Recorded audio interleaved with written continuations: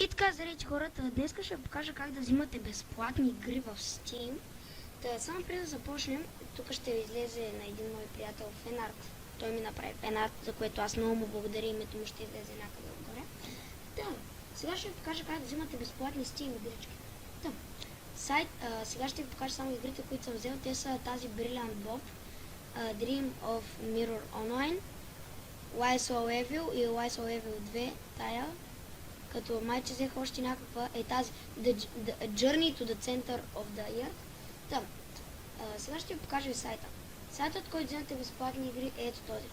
freesteamcase.me. Ще има линк за него долу в описанието. Цъкате като влезете на Case Available и така ще ви излязат игри, на които има в тях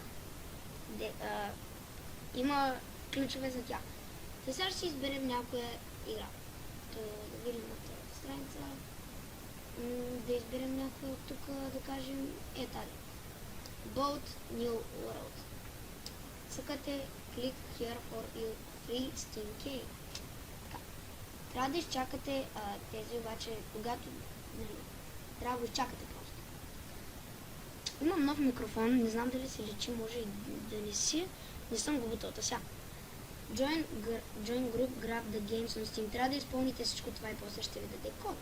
Като ето, цъкате тук и се присъединявате към групите. Като аз само трябва да се пиша от моя Steam профил. Защото съм се писал в Steam профил. Опа, чакайте. Трябва вляза. Не. Голям съм. Така. Така и цъкате Continue, като се върнете и ето, вече сте го направили. Checkout или какво си, Way Out 2, не знам какво трябва да направя, Hex on Steam или какво си. Way Out, какво трябва да направя? Да го checkout, добре, аз го видях. Checkout или под някаква друга игра, просто да цъкна Continue, то се бъде, че съм го направил. Sign up for или какво си, аз го направя. Checkout for giveaways, click here. Само трябва да чекаут, окей. И някаква друга игричка в Steam. Zombie Balls. Цъкаме Continue. Така, ето ви го и кода. Много от вас биха казали, че това не е код, който ще действа, но аз го правя всичко пред вас. Цъкаме на Games, Activate a Product on Steam, Next, I agree и поставяте кода тук. И ето играта. Boat New World. Сега.